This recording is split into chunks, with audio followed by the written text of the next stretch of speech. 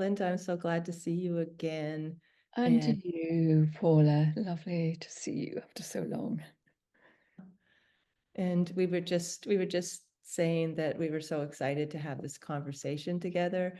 Um, the sense that we have maybe our books are wanting to have a conversation or are in conversation.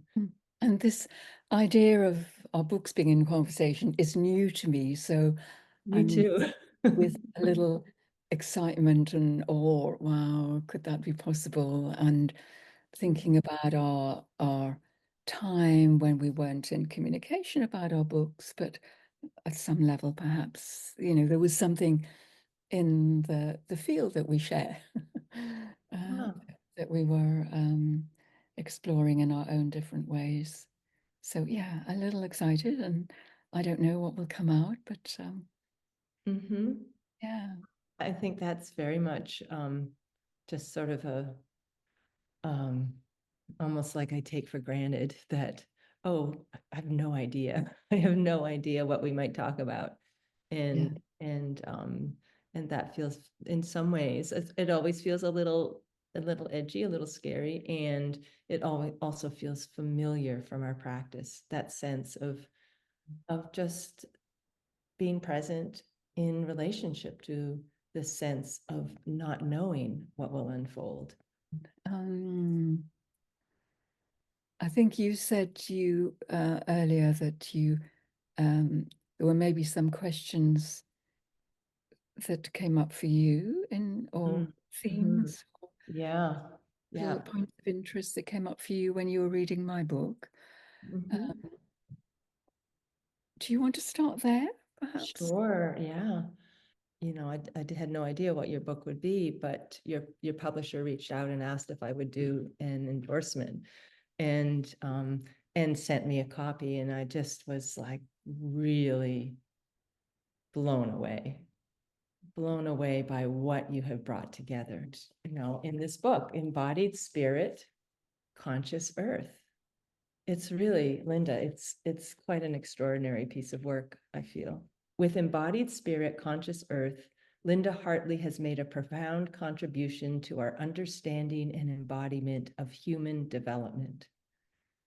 Remarkably, she does so in a way that becomes personal for every reader. We discover that how we began is who we are. So just this was just, I feel like a kind of like the sort of thing that it's always been there. It just is, it's a truth, but a truth that we haven't been conscious of.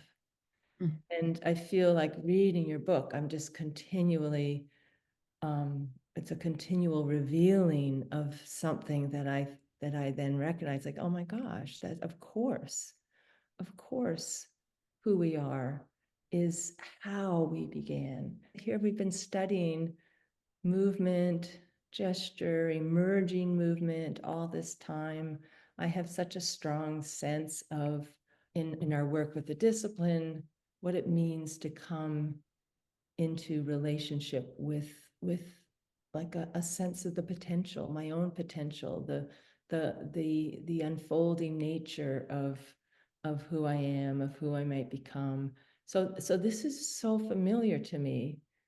And that sense of potential feels very alive, especially when we witness the emptiness, that sense of all that could be. And so then to read in your book that this sense of a kind of a plan and potential is inherent, is present from the very beginning, in terms of the forming of the coming together of these very basic polarized opposites of sperm and egg and conception, and that this continual unfolding is happening through movement and gesture. But it's who we are. This is why it feels so intimate in me, because it's who I am, it's where I came from, it's what continues in me. It's who each person is. It's what is wanting to happen. And then I think of all the things that hinder that impulse of toward growth and unfolding into full potential. Mm. So that's kind of just where kind of the starting place of like, wow. Ah, beautifully said.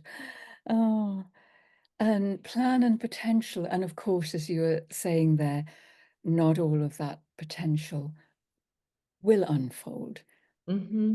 but the potential for it is there. And I think that's, as we go through our life, that uh, endless possibility of unfolding more of that potential. It's there in our seed form, the very beginning, but it finds or doesn't find its way into expression. So the plan, the potential, and that which remains hidden, that which remains the mystery. That one of the moments that most captured my imagination is after the conception. There's this period of I can't remember, a day, 24 hours, 36 hours, when nothing appears to be happening from an external perspective. And there for me is like the great mystery. What is going on there? This pause, this something about the coming together of the two, and then this pause before all this incredible unfolding, this movement, and that begins with the cell differentiating into two, and those cells each differentiating into two. But before that begins, there's this pause. There's this, as you say, the open space. What's going to happen? And this is what happens. And then this, and then this. So yeah, there is a kind of a plan that unless, of course, something goes wrong, there is a plan that most of us follow in our own very unique way. But it comes out of this space, this pause. So I do think, and you spoke at the beginning about stepping into the empty space. I think about that there. Here we are. Two have become one. And then we pause. What is going to happen in this space that has been created? So right away, I think about our creative process with the books and I remember with the watch, there was this whole time period of from when my father died and things that I had I had this experience with the watch that he and I traded 3 months before he died, and then that watch, he wore my watch, and then after he died, it was kind of the last thing that I did in relation to him. His body was take my watch off him, put it back on me. And then this whole very strange thing a week later when the hands and numbers began to fall off. So it was like a very potent time that something was happening, and something kind of this very mysterious exchange between us. And then came this morning where I woke up and there was this sentence in my head. 1 week after my father died, the hands and numbers began falling off my watch.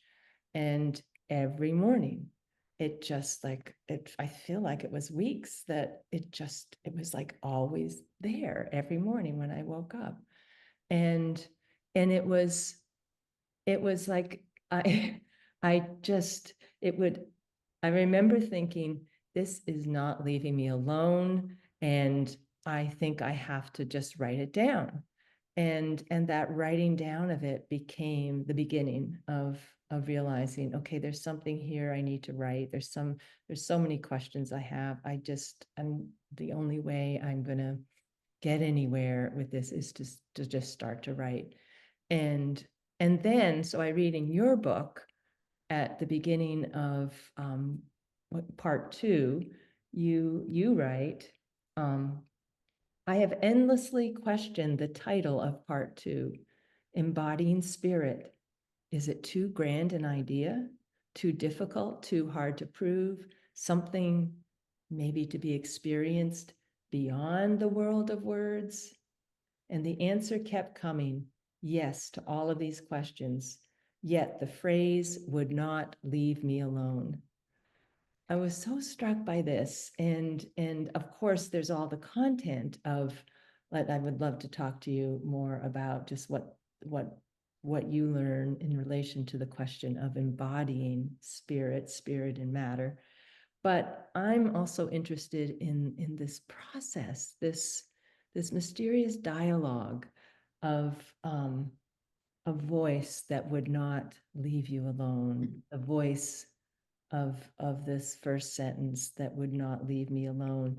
And I've come to think of this as kind of like the underground conversation, an encounter between between a deeper, wiser place in ourselves. Maybe sometimes I know the phrase from spiritual traditions of the inner knower, and so this place in dialogue or coming speaking with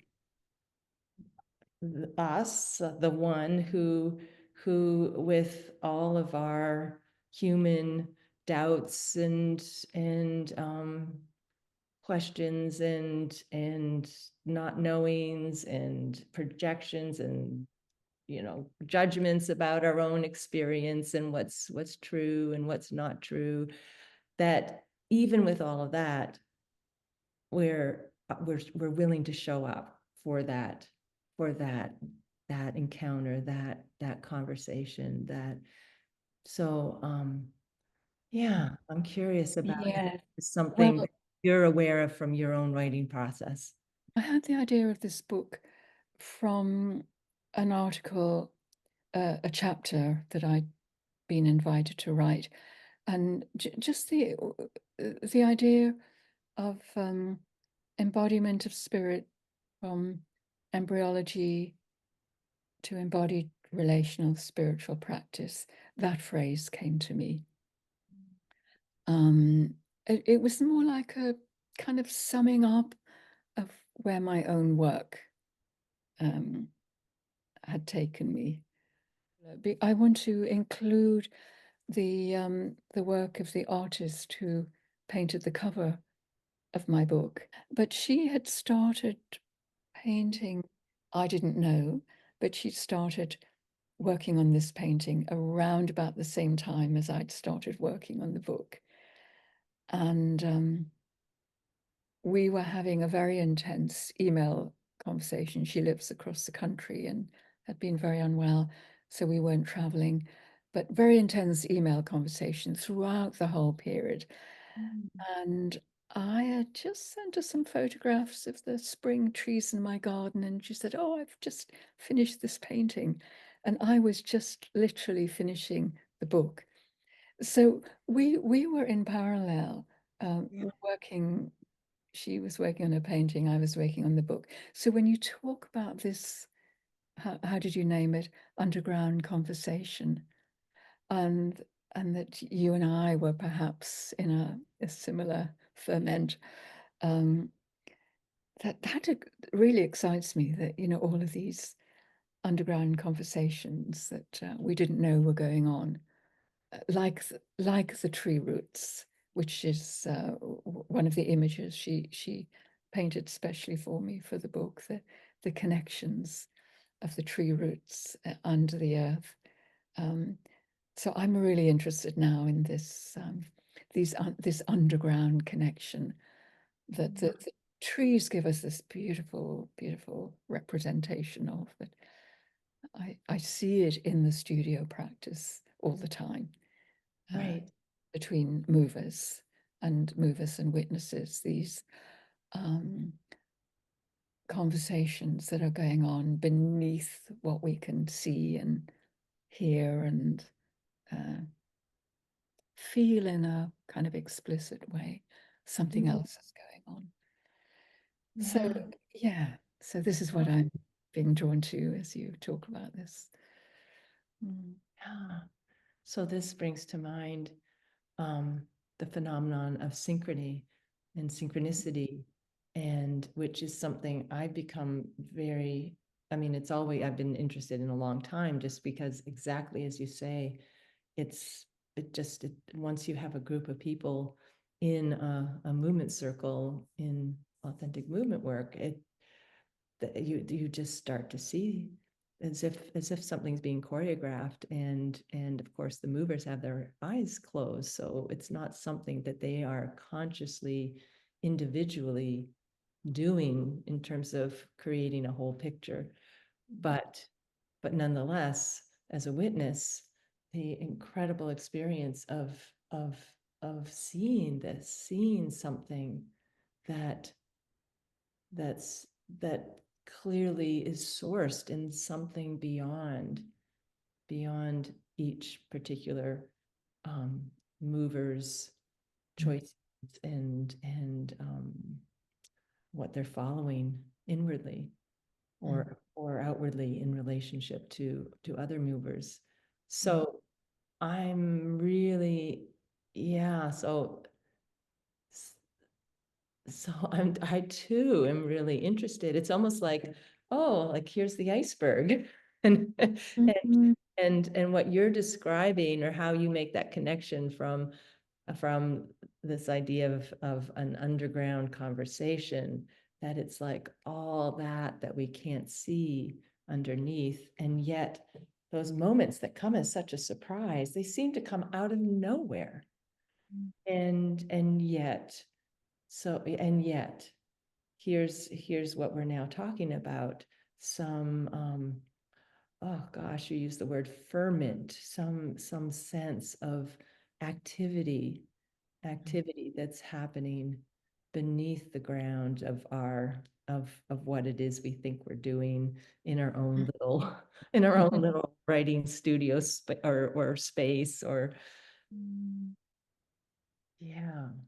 Well, I come back, the words you brought in earlier, the plan and the potential, are coming back to me right now. Because sometimes it does feel, there is something beyond all of our individual selves, that's informing these extraordinary synchronicities, or whatever we want to call them, but certainly synchronicities, something that's informing, or that's there anyway, and we're stepping into, like, I mean, plan sounds a bit too solid a word for it, but there's something there, we step into it, or we step into the potential of something that's beyond our individual personalities, to be sure. Yeah.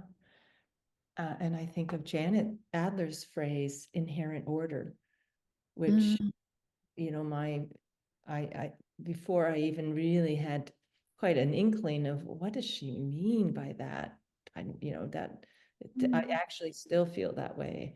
Inherent order has such a sense of mystery to me, but, but I began to have my own experience of this in relationship to closing my eyes as a mover. An impulse comes, I choose to follow it, and something unfolds.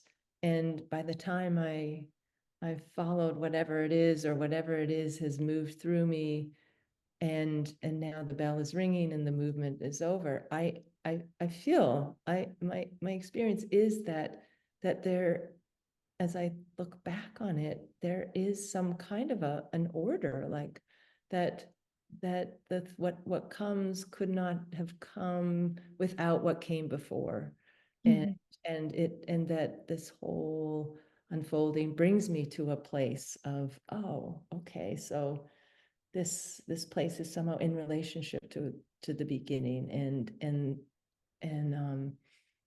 and that sense of the inherent, and so I brought that phrase into my little mini review of your book, because it was so clear to me that what you were describing, inherent order, is a perfect phrase for this sense of something that is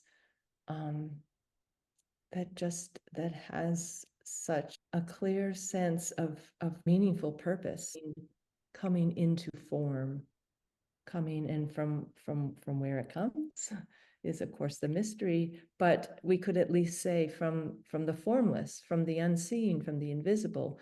So of course that's our perspective. It's us who can't see. Exactly. Can't see it. Yes, we can't see it, but doesn't mean that something isn't happening. Seen. But it, for us, it is the, what I often, the blanket word I use for the mystery, or but just that sense of the invisible. I love that you bring that phrase of Janet's inherent order, trusting there might be an inherent order in the chaos we're experiencing at the moment in the world. Yeah. And somehow it feels even more important. I remember, gosh, it just seems from early on, back in the mid-90s, when I first began working with Janet, and she wrote that essay, The Collective Body. And she very specifically in that essay spoke of her feeling of urgency in relation to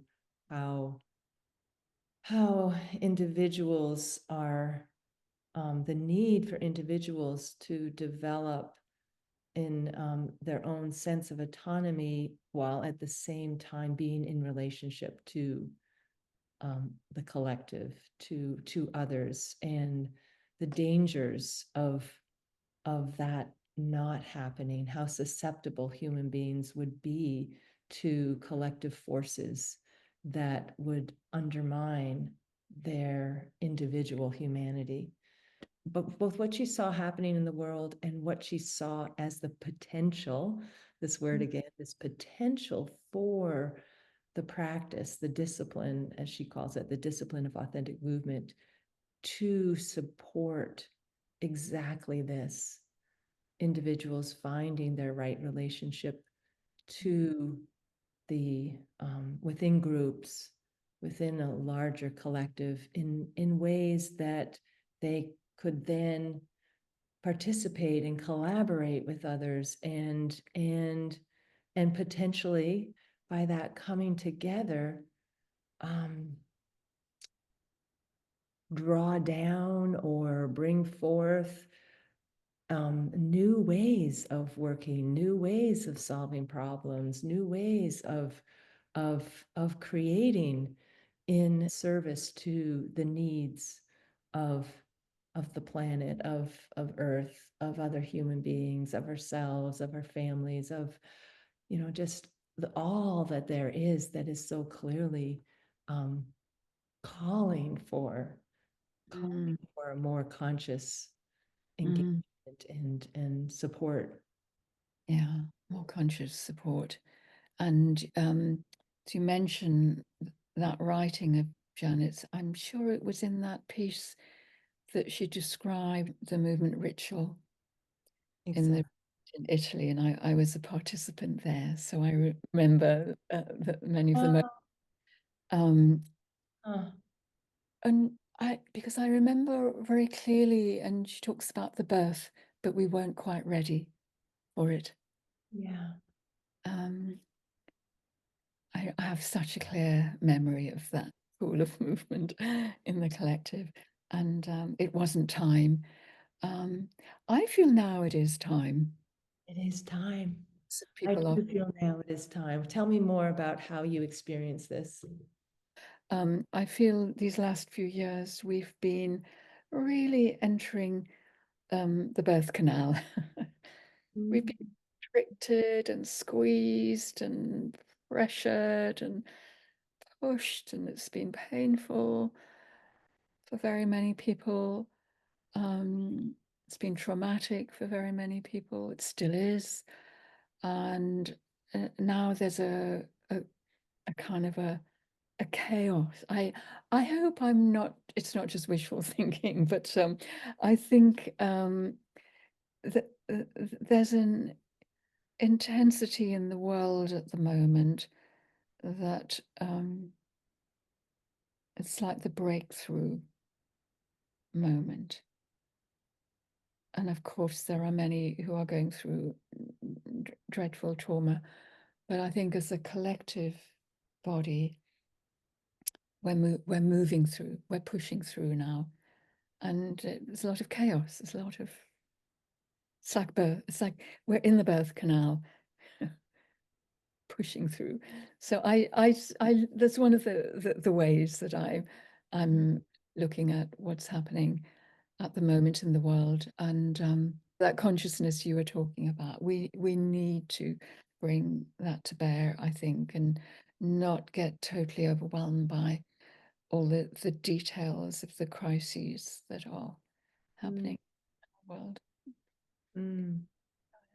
mm, yeah. So as you add this, I'm with the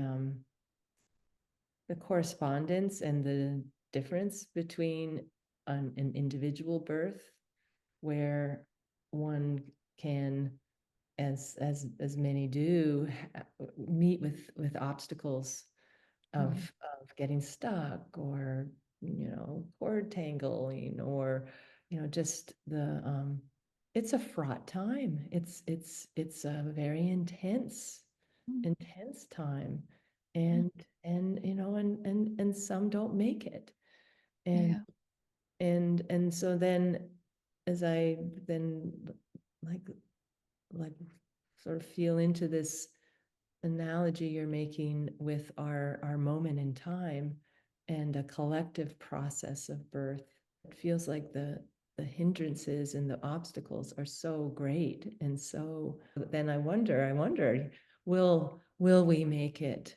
And then I remember you just now saying, bringing this word consciousness. Why is consciousness important in such a time, Mm, relationship to a birthing process? mm. Um, and I think when I use that word in this context, I'm very aware that what we see in the world, it all looks dire, crises in all directions. What we don't hear as much about is just what we're speaking about. All the circles globally of people who are working through movement, through meditation, through therapeutic practices, through song, through music, through all sorts of dance, all sorts of practices to create a more positive quality of conscious. I'm going to call it positive, creative rather than destructive quality of consciousness. And that wonderful phrase of Janet's, I hope I quoted it, may the quality of consciousness in the world be enough I to think she outweigh outweigh the the quantity. quantity of unconsciousness. So I think I'm talking about it in this sense. May the quality of consciousness towards a world that's res respectful, accepting, that's healing, that's creative, that allows space for everyone within the collective. So something like this. And Mhm. I hold on to this when I look at what's going on in what I'm hearing in the news cycle. It just looks Yeah. also dreadful. So I keep reminding myself there are so many people who are working together on their own, but in groups as well towards this quality of consciousness that can support this potential, to come back to that word, this potential for growth, for development, for creative life, rather than the destruction that we see a lot of. Yeah. Which brings me back to the beginning of our conversation, and where, my feeling reading your book is that this how clear it becomes that this is our birthright. This is who we are. These impulses toward creativity and development and growth and life flourishing within individuals, within communities. Can I just say something? Sorry, had you finished that thought? Or Yeah. for now? Because I'm going back to your book and your father, to the sense I get of his life, the fullness of the way he lived his life, and how he instilled that in the whole of his extended family. This beautiful sense I get of this extended family around him in his last months. But yeah, you present, or the way I receive what you present is of someone who really has found his very own way to flourish and to support others to flourish in life. Does that feel right? Because this is what comes across to me from reading your book. I'm so glad, because it does. It was such a strong impulse in him to um, to kind of really be open to life, to really be open to the possibilities of every encounter. People he didn't even know. It was like just um, somehow something in him that knew that that a quality of relationship is enlivening, not to himself and to the other. It like that it brings something, that it brings a quality of relationship in an encounter, brings something to the world, and and a very strong sense of how we need each other in order to really accomplish the kind of things that we have the potential to. That and a recognition of how much this involved change. And he spoke quite a bit about how challenging it is, how much fear there is around change, and what that, because it's so often it means a change in ourselves, and how do we do that, and a change in our perspectives, in our ways of doing things. And so he was very much a vessel. In some ways, I see him as a vessel for this, and with a great longing for a sense of betterment for humanity. And and he had such a love of nature too. I think it wasn't he was not necessarily an environmentalist, or an activist in that sense for nature, but just a great lover. I see him as a lover of life, of people, of nature, of the world, and that's the energy he brought. And I know that in his work life, certainly they're, coming into meeting up with a lot of obstacles, a lot of resistance to things that feel like, oh, that's impossible, that could never happen, or a kind of, I sometimes think, a lack of imagination. Oh, beautiful. I think you've written such a tribute to him Mhm. in the book.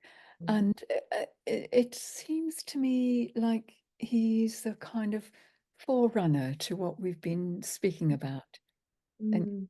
the work that we've been consciously engaged in. He was there. in the Mhm. early days of this. Of course, there have always been people who might approach life in these ways, but it seems like he had a natural gift for this uh, quality of consciousness we're talking about. The other piece that you weave in so beautifully is your attention to the detail of your sensory environment, your Mhm. attention to what's here and now, that feels to me like a real anchor to everything, all of, that holds together the mystery on one hand and the practicalities that have to be dealt with on the other hand, and something about the way your attention to the detail, which of course in authentic movement we're practicing, learning about. So there's something beautiful about the way that almost becomes a crucible for holding this range of experience, which of course nature can do. Mm. For me, Mm. that conversation between my experience of nature and with what may be arising, it somehow meets me in terms of something that I may be experiencing but don't yet quite have words for. I often find that being in nature is a place that kind of can draw language out for Mm. me. And yeah, I love what you're saying about this attention to the details of our sensory experience and the felt sense of how our bodies, our very bodies are the receptacle for this, and then what happens within us as maybe we seek to name Mm. these details that touch us. And I just think of, it brings me back to one of Janet Adler's important teachers, Mary Whitehouse. And I think something that she said of all the details, how much they matter, and that it is that out of all that we can't see or know, what's this? Oh, here's something we can know. I can know, the feeling and the sense of what my hand is in this position right now. I can know, oh, this, oh, yes. Oh, I know this experience. And there's something about this bridge between the mystery, the what we might call the spiritual, the unseen, certainly, and that sense of that vastness that we have been speaking about today. And just like the small little kernels of Mm.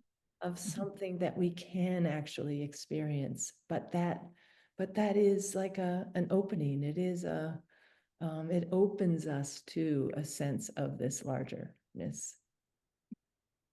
I'm with, as you're speaking, a little moment um, that I experienced. I had some surgery this summer and I had to spend a lot of time doing nothing. I couldn't use my right hand for a while. And lovely, just sitting in the garden doing nothing. And I was sitting at my table. There's a wall with some plants and flowers like inches away from me. And suddenly there's this flower, it's a sedum, and really close to me. And I just had this one little flower. I just had such a sense of friendliness in this flower. There wasn't any word, there was no big lesson, there was no big message, just the sense of this friendliness coming from this one flower. And it really just went right to my heart. I think, oh, I want to be with the details of the world in the Mm, way that I can just feel something of the essence of their nonverbal nature. I mean, I give it that word because that's my human interpretation of what I'm experiencing from this flower. mm, mm. I'm just this is coming back to me as you're speaking about that, and the small, that small little moment that is actually potentially an opening to Yeah. wider, bigger. Mm. Huh. And maybe this somehow is part of an important task for us as human beings Yeah, to to help give voice yeah, to what can't speak, yeah. which doesn't take anything away from the tremendous gift of its presence, but something about this, it's just so Mm, peculiar.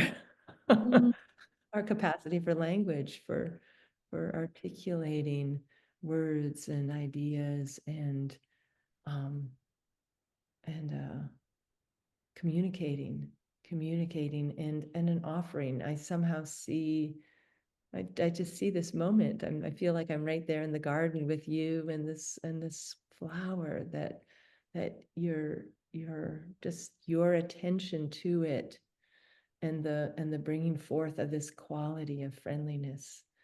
Like, oh my gosh, like what if like this is just it's again, I just keep finding like everything seems so simple. Like, oh, that seems so simple that that we could almost kind of like help to release a quality into the world that the world needs right now. mm, Qualities, these relational qualities of warmth and compassion and positivity and just yeah, come back to that word we've spoke before, flourishing, some sense of that could guide us or take us towards something that feels like it's coming from a place more of a flourishing. mm, mm. Yeah. Mm, So it's yeah, we began this conversation with the sense of the mystery of the unseen, the the formless, what's there before something is coming into form, and then that whole creative process of the emerging and all that and you know, I hope many people will be reading your book to take in this the possibility to take in this picture of of all that we are given through the experience of coming into form, all these very different experiences. There's one more thing I want to read that you say. Oh, I hope I can find it.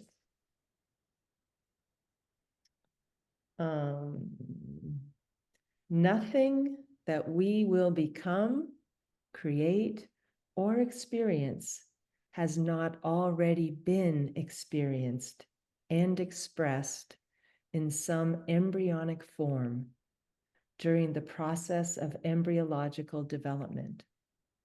The embryo contains the plan and the potential for all that will later unfold. By exploring the movement journey of the developing embryo, we can discover many truths about ourselves as human beings and the roots of our, and you say this almost like one word, being in relationship with others and the world we live in. mm. That's extraordinary. That it's extraordinary that everything is here that we need. Mm. Everything, and we already have experienced everything we need. Yeah. Yeah. And we spend our life doing our best to pare away some of the obstacles and obscurations, I think. Yeah. So that we might become conscious, because of course we're not conscious of this. We are it. We are this growth process. But but but then coming into a life, going through all those phases, we have the potential to become conscious of this, become conscious of who we are, Mm. what we are capable of. Mm. Yeah, and I know that your book takes the reader through um, just so much. There's just so much information, so much invitation into experiencing and kind of bringing to more consciousness these processes that in some ways it could be one is reading a biology textbook, but it's so much more than that. But it is like there's a lot to learn.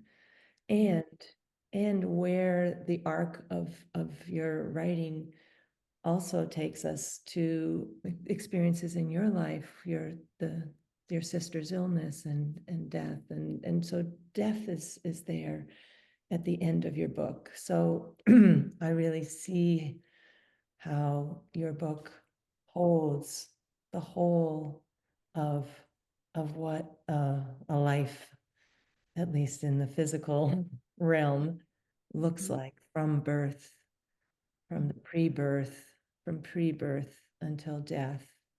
And I don't know how consciously, I know to some degree it was conscious, but to some degree it just is what happened, is how important it was for me to include this sort of full scope of the phases of life. So there's the questions around birth and some of my own birth and my birth trauma appears, and a whole phase of early childhood appears, both my own experiences and the children of the early childhood program that I was involved with supporting, and yeah, so that sense of like what the trajectory of a life and all these different phases that we go through, held in some way by these very mysterious places of beginning and ending of a life. Absolutely. Beginnings and endings. Mm. Mm.